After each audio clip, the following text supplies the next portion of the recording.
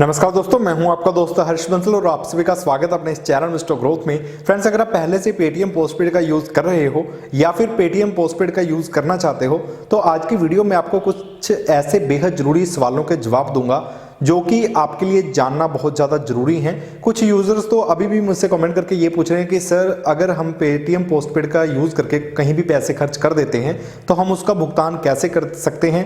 तो मैं उनको बताना चाहूँगा कि आपने शायद मेरे इस वीडियो को पूरा नहीं देखा है, क्योंकि उसमें मैंने क्लियरली आंसर दिया है कि अगर कोई भी पैसा आप पेटीएम पोस्टपेड से खर्च करते हैं तो उसका भुगतान अपने वॉलेट से, बैंक अकाउंट से किस तरह से आप कर सकते हैं। तो आप इस वीडियो को पूरा देख लीजिएगा। पेटीएम पोस्टपेड के बारे में सबसे पहला क्वेश्चन सबसे ज्यादा ये पूछा गया है कि सर, हम इससे अपना इलेक्ट्रिसिटी बिल पे क्यों नहीं कर पा रहे हैं। तो फ्रेंड्स, मैंने भी ट्राई किया था पेटीएम पोस्टपेड से इलेक्ट्रिसिटी बिल पे करने का।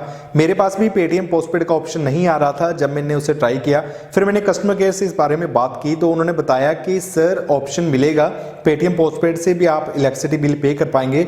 हो सकता है कि इन फ्यूचर इस ऑप्शन को भी एक्टिवेट कर दिया जाए और फिर हम अपने इलेक्ट्रिसिटी बिल को भी पेटीएम पोस्टपेड से जो है वो पे कर पाएंगे। दूसरा क्वेश्चन पेटीएम पोस्टपेड के बारे में सबसे ज्यादा ये पूछा गया है कि सर, क्या हम पेटीएम पोस्ट वाले जो पैसे हैं वो किसी को वॉलेट में भेज सकते हैं। तो इसका आंसर है नहीं। वो क्यों नहीं भेज सकते ये भी मैं आपको क्लियर कर देता हूं। देखिए, अगर पेटीएम पोस्टपेड के जो पैसे हैं वो हम किसी को वॉलेट में भेज पाएंगे तो सही लोग इसका यूज करें ना करें, लेकिन आपको पता है लोगों के शैतानी दिमाग का, वो इसका मिसयूज करना शुरू कर देंगे। वो क्या करेंगे, पहले किसी के वॉलेट में पैसे भेज दिए, फिर अपने वॉलेट में वापस मंगवा लिए, फिर उसको बैंक अकाउंट में ट्रांसफर कर लिया और उसके बाद कैश निकलवा कर उसको यूज कर लिया। इसलिए पेटीएम चाहता है कि आप इन पैसों का यूज सिर्फ इमरजेंसी में पेटीएम के थ्रू ही करें। थर्ड क्वेश्चन पेटीएम पोस्टपेड के बारे में पूछा गया है कि सर, क्या हम पेट्रोल पंप पर पेटीएम पोस्टपेड से भुगतान कर सकते हैं। देखिए, अगर आप किसी भी पेट्रोल पंप पर पेटीएम से भुगतान करना चाहेंगे, या तो आप क्यूआर कोड स्कैन करके या फिर उसके वॉलेट में किस तरह से नंबर भरकर पैसे भेजेंगे, जो कि पेटीएम पोस्टपेड का बैलेंस है उसको इस तरह से ट्रांसफर नहीं किया जा सकता, इसलिए आप इसको पेट्रोल पंप पर भी इस्तेमाल नहीं कर पाएंगे। फोर्थ क्वेश्चन पेटीएम पोस्टपेड के बारे में सबसे ज्यादा ये पूछा गया है कि सर, अगर हम पेटीएम पोस्टपेड को एक्टिवेट कर लेते हैं और उसके बाद कहीं भी इससे कोई भी पैसे खर्च नहीं करते हैं तो क्या हमें तब भी इसके कोई पैसे भरने पड़ेंगे। नहीं फ्रेंड्स, आपको इसका 1 रुपया भी कुछ भी नहीं भरना पड़ेगा, क्योंकि इसकी ना तो कोई मंथली फीस है ना ही ईयरली फीस है। जबकि कंपनी तो आपको अपनी तरफ से पैसे दे रही है खर्च करने के लिए इमरजेंसी में, ताकि जब आपके पास पैसे आ जाएं महीने से पहले पहले आप उसका भुगतान कर दें और हर महीने आपको एक नई लिमिट मिल जाएगी जिसका आप बेनिफिट उठा पाएंगे। तो इसका कोई भी एक्स्ट्रा चार्ज नहीं है, सिर्फ जो पैसे आप खर्च करेंगे उसको टाइम टू टाइम पे करते रहिए। फिफ्थ क्वेश्चन पेटीएम पोस्टपेड के बारे में सबसे ज्यादा ये पूछा गया है कि सर, क्या अगर हम पेटीएम पोस्टपेड के पैसे नहीं भरते हैं तो हमें जेल हो जाएगी।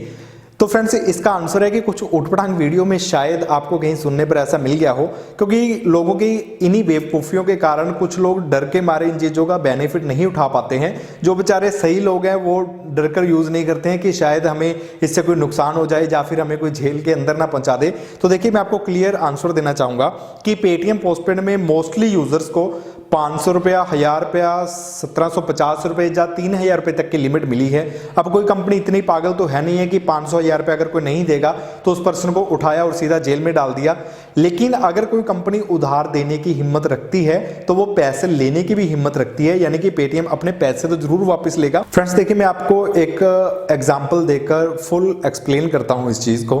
मान लीजिए रमेश और सुरेश दोनों दोस्त थे और दोनों ने पेटीएम पोस्टपेड को अपने मोबाइल में एक्टिवेट कर लिया। दोनों को 1500 रुपए की लिमिट मिली और इस लिमिट को उन्होंने खर्च कर दिया और बिल उनको भरना था नेक्स्ट मंथ। तो 1 तारीख को उनका बिल बन गया एंड 7 तारीख तक उनको पे करना था, लेकिन उन्होंने 7 तारीख तक उस बिल को पे नहीं किया, जिसके कारण क्या हुआ कि उनको इसकी पेनल्टी फीस लगी 100 रुपीज़। अब दोनों ने पे करने थे 1600 रुपये। तो क्या किया, उन्होंने सोचा कि वो इस बिल को पे नहीं करेंगे, दोनों ने अपना पेटीएम चलाना बंद कर दिया। तो दोनों के पास पेटीएम की तरफ से SMS, कॉल्स, ईमेल्स के नोटिफिकेशन जाने लगे कि सर, आपकी अमाउंट ड्यू है, आप पे कर दीजिए। इन सारी चीज़ों को ध्यान में रखते लेते हुए सुरेश समझदार था, उसने सब चीज़ों को समझते हुए पैसों का भुगतान कर दिया एंड वो दोबारा से पेटीएम का बेनिफिट उठा पाया। लेकिन सुरेश अड़ियल था, उसने पैसों का भुगतान नहीं किया, उसने इन सभी SMS कॉल्स और ईमेल से रिमाइंडर्स को इग्नोर कर दिया। इसके बाद पेटीएम द्वारा नेक्स्ट स्टेप लिया जाता है कि जिस भी बैंक में आपका अकाउंट है वहां पर डिमांड ड्राफ्ट इशू करके वहां से जितने भी पैसे आपके माइनस होते हैं वो ले लिए जाते हैं। लेकिन सुरेश ने अपना पहले से उस अकाउंट को भी खाली कर दिया था। इसके बाद पेटीएम की तरफ से सुरेश के नाम पर लीगली नोटिस भेजा जाता है, उसके घर पर यानी कि पहुंचा दिया जाएगा या फिर किसी भी पर्सन के थ्रू। तो फ्रेंड्स, कहने का मतलब ये है कि अगर पैसे खर्च किए हैं पेटीएम पोस्टपेड के तो उनका भुगतान करना ही पड़ेगा। ये सेम वैसे ही है जैसे कोई किसी भी बैंक से कोई भी पर्सन लोन लेता है तो बैंक उस लोन की रिकवरी करता ही करता है किसी तरीके से। सेम वही चीज़ है, अगर कोई पेटीएम पोस्टपेड के पैसे यूज़ करेगा तो उसको भुगतान करना ही पड़ेगा। मैंने ये सारा उदाहरण आपको इसलिए दिया ताकि अगर कोई सोचे उसके सारे क्वेश्चन क्लियर हो जाएं किसी भी पर्सन के। कभी कोई सोचे कि हम इस तरह से फ्रॉड करेंगे या फिर पैसे नहीं भरेंगे, तो मैंने सारी चीज़ें क्लियर कर दी हैं। इसके अलावा उसका सिविल स्कोर बिल्कुल ख़राब हो जाएगा और कोई भी बैंक उसको लाइफ में कभी भी लोन नहीं देगा अगर कोई पेटीएम पोस्टपेड का भुगतान नहीं करेगा। 6th क्वेश्चन पेटीएम पोस्टपेड के बारे में सबसे ज्यादा ये पूछा गया है कि सर अगर हम टाइम टू टाइम पेमेंट करते हैं तो हमें क्या मिलेगा। देखिए, अगर आप टाइम टू टाइम पेमेंट करते हैं, एक तो हर महीने आपको लिमिट मिल जाती है, फिर आपकी लिमिट जो है वो इंक्रीज भी हो जाएंगी और इसकी टर्म एंड कंडीशंस में कुछ लिखा हुआ था कि आपको कुछ रिवार्ड्स या फिर कुछ कैशबैक भी मिल जाता है। लेकिन फिलहाल मैंने भी अभी यूज करना शुरू किया है तो ये पता नहीं कि कब और कितना कैशबैक पेटीएम पोस्टपेड को यूज करने पर मिलेगा। 7th क्वेश्चन पेटीएम पोस्टपेड के बारे में सबसे ज्यादा ये पूछा गया है कि सर हम पेटीएम पोस्टपेड को डीएक्टिवेट कैसे कर सकते हैं। फ्रेंड्स, वैसे तो ये इतनी अच्छी फैसिलिटी है कि आई थिंक इसको डीएक्टिवेट किसी को भी नहीं करना चाहिए क्योंकि ये काफी ज्यादा यूजफुल है। फिर भी अगर आप इसको डीएक्टिवेट करना चाहते हैं तो मैंने चेक किया था, फिलहाल एप्लीकेशन में डायरेक्ट कोई ऑप्शन नहीं है डीएक्टिवेट करने का, लेकिन कुछ दिनों के बाद ही पेटीएम एप्लीकेशन में अपडेट्स आते रहते हैं तो शायद आने वाले कुछ दिनों में ये ऑप्शन भी अपडेट कर दिया जाए कि आप जब चाहें पेटीएम पोस्टपेड को डायरेक्टली उसको डीएक्टिवेट कर पाएंगे।